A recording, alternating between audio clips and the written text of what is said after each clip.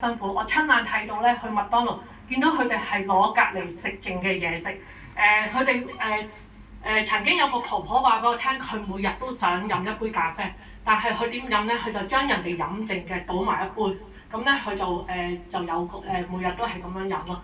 我通常去到麥當勞，我見到佢哋咧，我就會每人買一個餐，同佢哋坐埋一齊傾偈啊，同佢哋一齊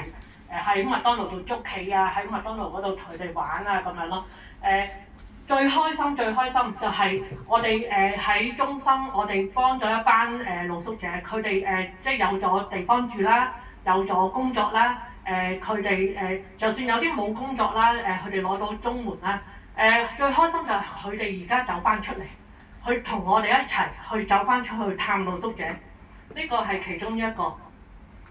佢哋會冬天同我一齊去攞啲衫咯，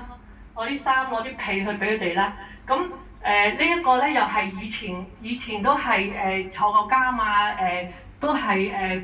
即係冇嘢做嘅。佢今日係幫我去攞嘢食俾呢個伯伯咯。嗱，佢哋即係我覺得最開心就係佢哋自己主動啊，主動係每一日佢哋會自動走去，知道邊度有露宿者，或者係佢會去走去揾佢哋咯。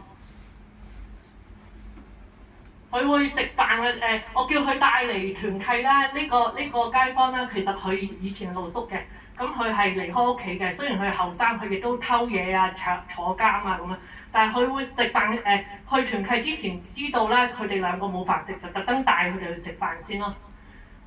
咁呢個以前係吸毒嘅，咁佢亦都係同佢哋兩個咧都係好朋友嚟嘅，吸毒咗50幾年。咁佢都係戒咗毒幾年啦，同埋佢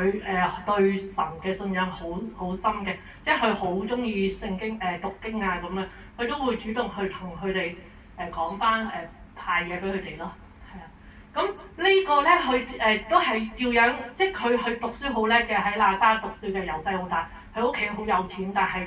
最嬲尾佢都係變為露宿者啦。咁我都係用咗1年幾時間喺公園見到佢啦。跟住佢我記得舊年啦，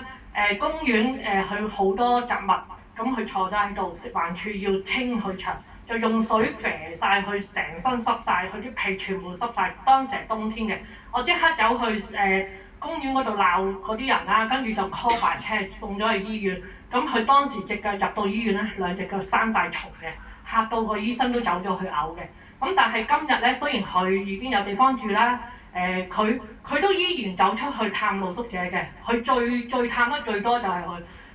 佢特登着翻露宿者嘅衫，佢認為咁樣咧先可以接觸到露宿者，容易同到佢傾偈，所以佢半夜3、4點啊，佢都仲會走出街咧去揾啲露宿者翻嚟探我哋咯。咁我覺得最感動就係呢一班人都願意